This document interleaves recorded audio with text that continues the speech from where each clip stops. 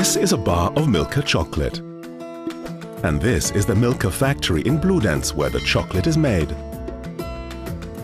Because we wanted to know how chocolate is made, and because usually one can't see into the machines, we asked someone to make chocolate for us, without the big machines, so we can watch how they do it.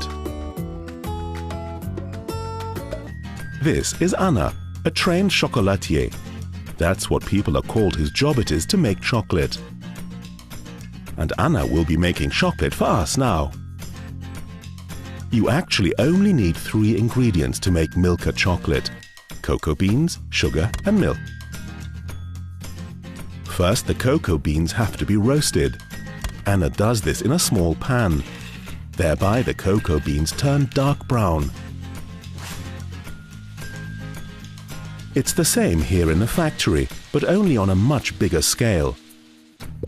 The beans are then peeled, crushed and finely ground until they look almost like liquid chocolate.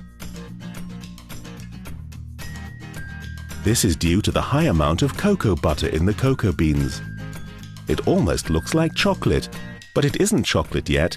It's just pure cocoa mass and quite bitter.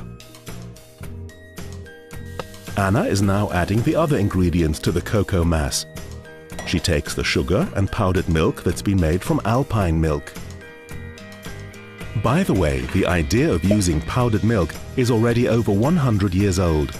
Philippe Souchard was one of the first to make chocolate using powdered milk. Powdered milk is easier to mix with the cocoa mass because it hardly contains any water. The mixing is done with a machine in the factory.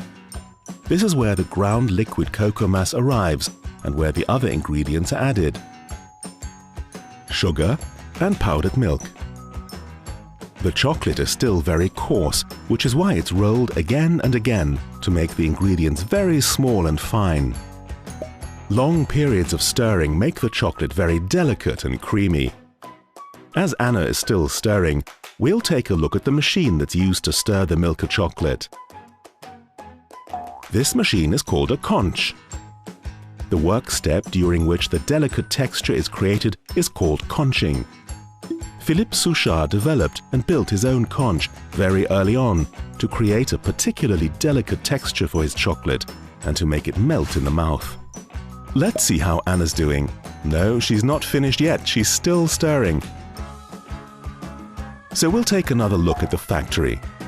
Because Milka chocolate is so popular, there isn't just one conch, there are 2, 3, 4, 5, 6 running at the same time. And Anna is still stirring.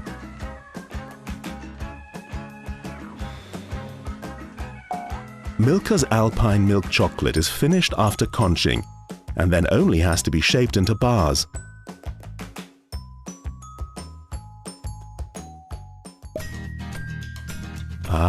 Anna's finished stirring. She can now fill the chocolate into a Milka mold. She pours it in and shakes it to distribute the mass evenly. The chocolate must then cool a little until it becomes solid.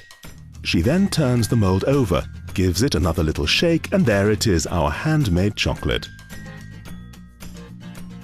And in the factory, the same process, like Anna did it, but on a much larger scale. The shaking, the cooling, turning, packing, and that's it. A really tasty bar of Milka alpine milk chocolate is finished. So let's have a taste. Yes, it's delicious. And Anna, she likes it too.